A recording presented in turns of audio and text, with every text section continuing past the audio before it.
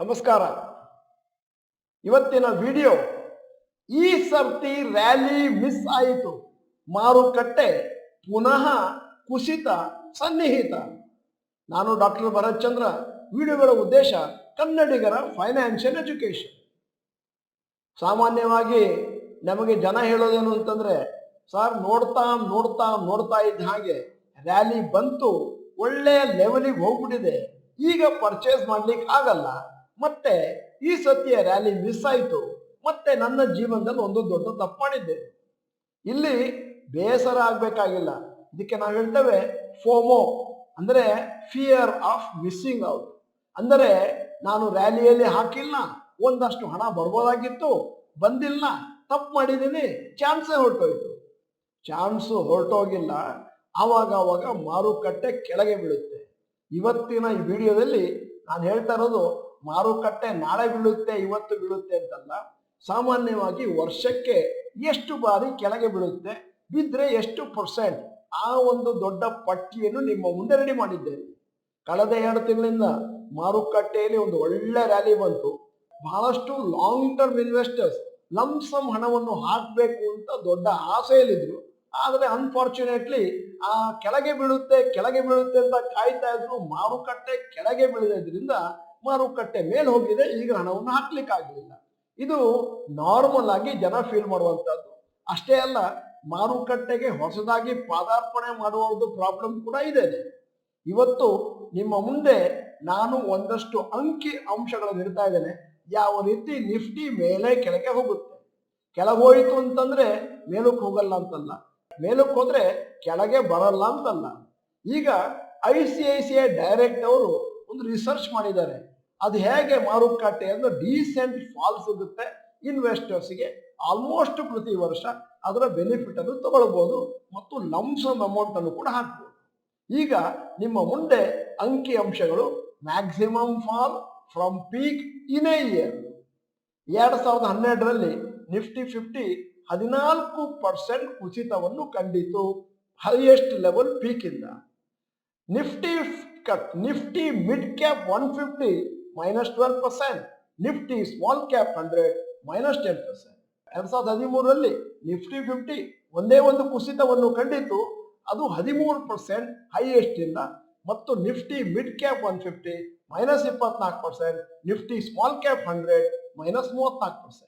ನಾನು ಹೇಳಿದಂತ ಸನ್ನಿವೇಶವನ್ನು ನೀವು ಅರಿತುಕೊಂಡಿದ್ದೀನಿ, ತುಂಬಿಸ್ಕೊಳ್ತೇನೆ. ಅಂದ್ರೆ ಆ ವರ್ಷದ ಪೀಕ್ ಇಂದ ಕೆಳಗೆ ಬಿದ್ದದ್ದು. 2014ರಲ್ಲಿ -6, -8, -13. 2015ರಲ್ಲಿ ನಿಫ್ಟಿ 50 13% ಕುಸಿತವನ್ನು ಕಂಡಿತು ಫ್ರಮ್ ದ ಪೀಕ್. ಮತ್ತೆ Nifty mid cap 150 -10, Nifty small cap 100 -18. 2016ರಲ್ಲಿ -13, -17, -24. 2017ರಲ್ಲಿ ನಿಫ್ಟಿ 50 -4, -7, -8. ಈಗ ನಾನು 2018ರ ಮೇಲಿನ ಲೆಕ್ಕವನ್ನು ಕೊಡ್ತಾ ಇದ್ದೇನೆ. Maximum fall from the peak in a year. 2018ರಲ್ಲಿ ನಿಫ್ಟಿ 50 -15% ಕುಸಿತವನ್ನು ಕಂಡಿತು from the peak. Nifty mid cap 150 -19, Nifty small cap 100 -25. 2019ನಲ್ಲಿ Nifty 50 -11, Nifty mid cap 150 -14, Nifty small cap 100 -21. 2020ಯಲ್ಲಿ ನಿಫ್ಟಿ 50 ಕೊರೋನಾದಿಂದಾಗಿ -38% ಹೈಯೆಸ್ಟ್ ಕುಸಿದದ್ದು, ಮತ್ತು Nifty mid cap 150 -38, Nifty small cap 100 -47. 2021ರಲ್ಲಿ Nifty 50 peak ಇಂದ ಕುಸಿದದ್ದು 10, Nifty mid cap 150 -17, Nifty small cap 100 ಅದು ಕೂಡ -11. 2022ರಲ್ಲಿ Nifty 50 -12, Nifty mid cap 150 -16, Nifty small cap 100 -27. 2023 ಮೊನ್ನೆ ಕಳೆದಂತ ವರ್ಷ ನಿಫ್ಟಿ 50 ಪೀಕ್ ಇಂದ -10% ವರೆಗೂ ಕೆಳಗೆ ಬಿದ್ದಿತ್ತು. Nifty mid cap 150 -7, Nifty small cap 100 -11. ಅರ್ಥ ಏನು ಅಂತಂದ್ರೆ, ಯಾವುದೋ ರ್ಯಾಲಿ ಬಂತು ಮಿಸ್ ಆಯಿತು ಅಂತಲ್ಲ, ಇಂತಹ ಕುಸಿತವನ್ನು ಕಂಡಾಗ ಆವಾಗಲೂ ಕೂಡ ಹಣವನ್ನು ಹಾಕ್ಬೋದು. ಅದರಿಂದ ಪ್ರತಿ ವರ್ಷ ನೀವು ನೋಡಿದ್ರೆ ಇಂಟ್ರಾ ಇಯರ್ ನಲ್ಲಿ ಒಂದು ದೊಡ್ಡ ಫಾಲ್ ಇದೆ. ಅಂದರೆ ಕುಸಿತ ಹೈಯೆಸ್ಟ್ ಇದ್ದಾಗ ನಾನು ಪರ್ಚೇಸ್ ಮಾಡ್ತೀನಿ ಅಂದ್ರೆ ಆಗೋದಿಲ್ಲ. ಯಾಕಂದ್ರೆ ಯಾವುದು ಲೋಯೆಸ್ಟ್ ಹೈಯೆಸ್ಟ್ ಅಂತ ತಿಳ್ಕೊಳ್ಳೋದು ಕಷ್ಟ. ಆದರೆ ಒಂದಷ್ಟು ಲಂಸಮ್ ಅಮೌಂಟ್ ಅನ್ನು ಹಾಕ್ಬೋದು. ಮಾರುಕಟ್ಟೆಯಲ್ಲಿ ವೀಕ್ನೆಸ್ ಇದ್ದಾಗ apart from regular SIP investments done.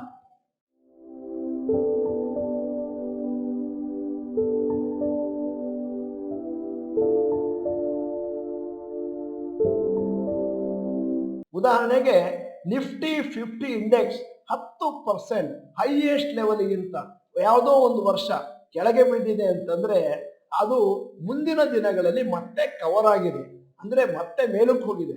ಅದರಿಂದ ಆ 10% ಅದೇನು ಕುಸಿತ ಸಿಕ್ತು, ಇದು ಒಂದು ಒಳ್ಳೆಯ ಆಪರ್ಚುನಿಟಿ ಹಣವನ್ನು ಹಾಕ್ಲಿಕ್ಕೆ.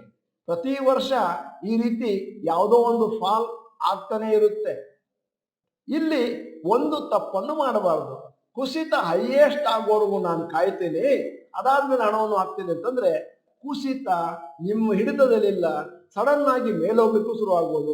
ಅದರಿಂದಾಗಿ ನಿಮ್ಮದೇ ಆದಂತ ಫಾರ್ಮುಲಾ ಮಾಡಿಕೊಂಡು ಅವಾಗ ಕುಸಿತಗಳು ಕಂಡಾಗ ಒಂದಷ್ಟು ಹಣವನ್ನು ಹಾಕೊಂಡು ಹೋಗಿ. ಇದಕ್ಕೆ ನಾವು ಕಾಂಟ್ರೇರಿಯನ್ ಟೆಕ್ನಿಕ್ ಅಂತಾನು ಕರೀತೇವೆ. ಜಾಸ್ತಿ ಕುಸಿತ ಬಂದ ಮೇಲೆನೆ ಹಣವನ್ನು ಹಾಕ್ತೇನೆ ಅಂತ ಕಾದ್ರೆ ಬಹುಶಃ ನೀವು ಹಣವನ್ನು ಹಾಕ್ಲಿಕ್ಕೆ ವ್ಯವಧಾನ ಸಿಕ್ಲಿಕ್ಕಿಲ್ಲ, ಸಮಯ ಸಿಕ್ಲಿಕ್ಕಿಲ್ಲ. ಸ್ವಲ್ಪ ಕುಸಿತದಲ್ಲಿ ಕೂಡ ನಿಮ್ಮ ಲಂಸಮ್ ಅಮೌಂಟ್ ಅನ್ನು ಡಿವೈಡ್ ಮಾಡಿ ಹಾಕ್ತಾ ಹೋದ್ರೆ ಮುಂದಿನ ದಿನಗಳಲ್ಲಿ ಉತ್ತಮವಾದಂತ ಪ್ರತಿಫಲವನ್ನು ನಿರೀಕ್ಷೆ ಮಾಡಬಹುದು. ಇವತ್ತು ಈ ವಿಡಿಯೋದ ಕೊನೆಯಲ್ಲಿ ನಿಮ್ಮ ಜನರಲ್ ನಾಲೆಜ್ಗಾಗಿ ಒಂದು ಪ್ರಶ್ನೆ ಕೇಳ್ತಾ ಇದ್ದೇನೆ. ಒಂದು ಲಿಸ್ಟೆಡ್ ಕಂಪನಿ ಇತ್ತು, ಫ್ಯೂಚರ್ ಎಂಟರ್ಪ್ರೈಸ್ ಅಂತ. ಅದು ಯಾವ ಫೇಮಸ್ ರಿಟೇಲ್ ಚೈನ್ ಅನ್ನು ನಡೆಸ್ಕೊಂಡು ಬರ್ತಾ ಇತ್ತು. ನಿಮ್ಮ ಮುಂದೆ 4 ಆಯ್ಕೆಗಳು: Easy Day, Big Bazaar, More Store, Shopper Stop. ನೀವು doctor Bharath Chandra institute Kannada channel member ಅಲ್ಲ ಅಂತಂದ್ರೆ ಇದೀಗ ಸಮಯ. ಸಬ್ಸ್ಕ್ರಿಪ್ಷನ್ ಬಟನ್, ಬೆಲ್ ಐಕಾನ್ ಒತ್ತಿ. ವಿಡಿಯೋ ಚೆನ್ನಾಗಿದ್ರೆ ಲೈಕ್ ಬಟನ್ ಒತ್ತೋದನ್ನು ಮರಿಬೇಡಿ. ವಿಡಿಯೋನ ನಿಮ್ಮ ಎಲ್ಲಾ ಸ್ನೇಹಿತರಿಗೂ ಫಾರ್ವರ್ಡ್ ಮಾಡಿ. ವಿಡಿಯೋನ ಸಂಪೂರ್ಣವಾಗಿ ನೋಡಿದ್ದಕ್ಕೆ ಧನ್ಯವಾದಗಳು. ನಮಸ್ಕಾರ.